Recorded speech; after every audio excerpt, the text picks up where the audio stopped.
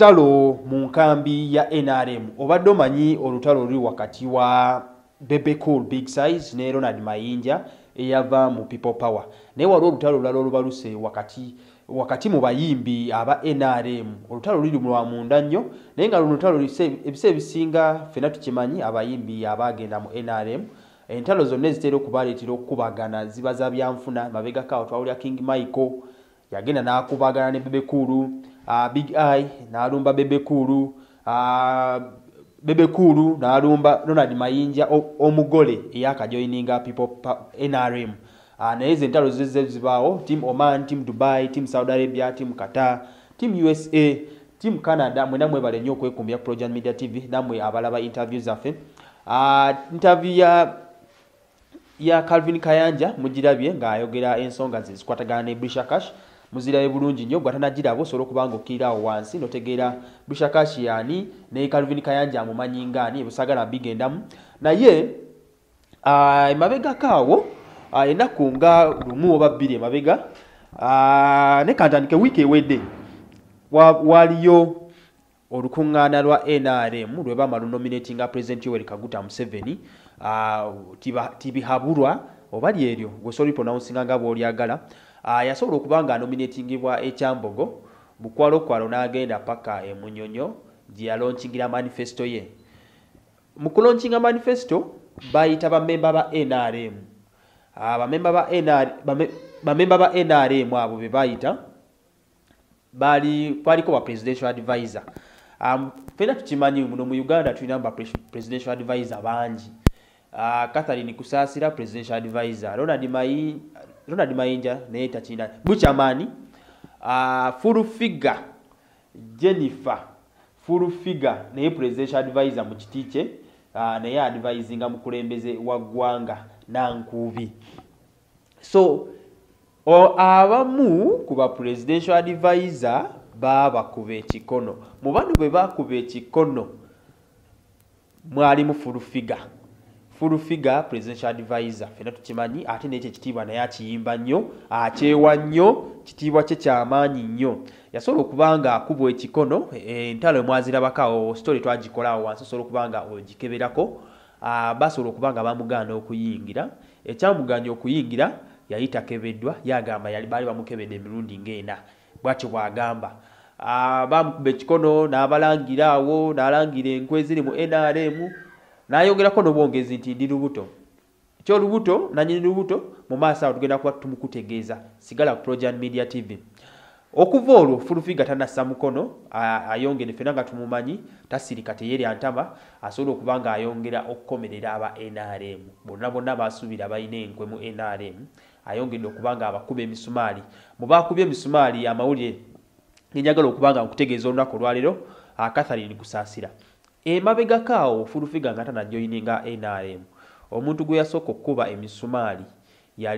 gwe yasooka okusabulira ddala yali Catherine Kusasira yamusabula ebigambo byasobola okuba nga amuvuma byasobola okuba nga amuyita sagala mbeere nga ambiyisa mukamwa akange osobola okuba nga ng'obyeyisiza mukamwa oba obyagala osobola okuba nga obyejjukanya genda mu comment box osobola okuba nga ontegeeza ku bigambo ebimu gwe byojjukira byasobola okuba nga amuvuma enfunda nnyingi nnyo naye okuva we yasala n'adda mu NRM tetumanyi ekyamuleetera okusala n'afukamira ne yeetondera Catherine Kusasira kyaddaaki olutalo luzzeemu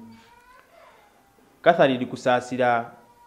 ne Fullfigure wenjogerera tebalya ku sowaani yemu tebasobola kuyita kkubo lyerimu Fullfigure waayise Catherine Kusasira tayitawo Catherine Kusasira waayise Fullfigure tayitawo onono olutalo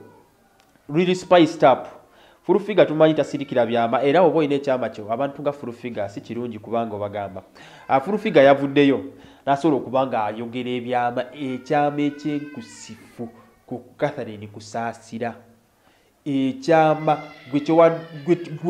gwe kyoyagala owulire Fullfigure yavuddeyo n'agamba Catherine Kusasira oyo gwe mulaba oyo yali alusa olukwe twokye kampani ye y'ebizigo kinajjukira 2017 Catherine Kusasira yatandikawo kampani ye y'ebizigo ng'era sente zatandikawo yali biliyoni 1.1 billion ezasobola okuba nga zitandika kampani eyo nga era sente zaava mu State House Eyo kampani y'ebizigo ya Catherine Kusasira eringeeze za Shuwadiru ba Mama Lususu ezo wezi tezikola ebizigo ebyegwa mwereko abalikozesa ne bakasoma ba Catherine Kusasira jagala musobo kubanga mutegeera kino. Fullfigure yagambye Catherine Kusasira yali amubalidde diiru ey'okufuna sente mu State House. Ngeno diiru erimu okwokya kampani ya Catherine Kusasira y'ebizigo. Yali ateesa Catherine Kusasira yali ateesa ne Fullfigure asobola okubanga abookya kampani bagendeeyo bagambe bantu ba people power aba Bob Wine bewocheza kampani ye era afune compensation okuva mu State House ke kali akabadi ke bali babaze ne Fullfigure nga tebanaawukana oba nga Fullfigure tebanamukuba kikono ezine bile bintu bize bibaya nfunda nyingi kigambibwa nti ne Bebekulu mukuba obucupa kali kapange kali ka planning bamukuba obucupa State House efune sympathy bamwe ku sente so bantu bangi abaze babikola ebintu ebyo bafune sympathy okuva mu State House bafune sente era abaze babifunamu Catherine Kusasira ndoza kafu Fullfigure amwanise abali bateseza abo che company eyo basolo kubanga bagenda mu State House bajibalire mu 2.1 billion babawezo sente basolo kubanga bongera mu business yabe Fullfigure yeyongereyo n'agamba nti Catherine Kusasira atandika eno business endeza State House billion mwaka wumbi kamu mu milioni 10 ze basobola kubanga bamuwa okutandikawo business eno ne business eno yekenyini ya jemalidewo jemazeewo atya Fullfigure agamba kuba bino ebigambo bya munda ate bano badde bafuse ba mukwano nnyo nga tebetta bonna jukira presidential advisor babadde bonna bakwatagana so ekyama kino kituufu siiza kiwakanya olw'ensonga nti bano babadde bakwatagana nnyo kukyayongedde okubanga yasanguza nti Catherine Kusasira tumanyi bawe ye Seruga naye Catherine Kusasira alina bu boyfriend ove South Africa obulidde business bugimazeewo yonna bagiridde bagimazeewo tekyawera kawumbi tekyawera na milioni 10 business y'ebizigo eggwawo era wenjogerera ndooza enaatera okuwanika ebigambo bya Fullfigure so bu boyfriend obwe South Africa bwetegedde mweyidde business y'omukyala mugimazeewo Seruga naye ndoza gyali asobola okubanga ategedde ebintu bino nti yo Catherine Kusasira alina boyfriend obwe South Africa obunyumirwa okutuula kamemeke y'omu ku bakyala abasinga okuba n'akameme akanene muno mu Uganda gwatamanyi kameme osobola okubanga ogenda ku Google n'onoonyereza akameme kyeki so byebigambo Fullfigure byasobola okubanga ayogera ne Catherine Kusasira naye tetawumudde yavuddeyo ne yesobola okubanga ayaddeko ku mukutu gumu gwa TV nasobola okubanga abisambajja byonna byayogedde Fullfigure naga nti Fullfigure atamwagaliza ate mulabewo ennyo ate ne Fullfigure alina omutima obutayagaliza omutima gwe gumu Fullfigure gwagamba Catherine Kusasira gwalina so ani alina omutima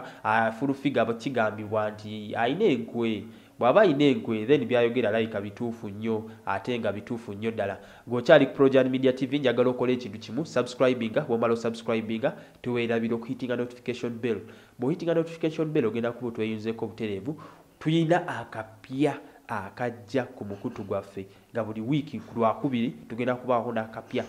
tova ku Projan Media TV likinga subscribinga sharinga commentinga mwebale nnyo mwebalire ddala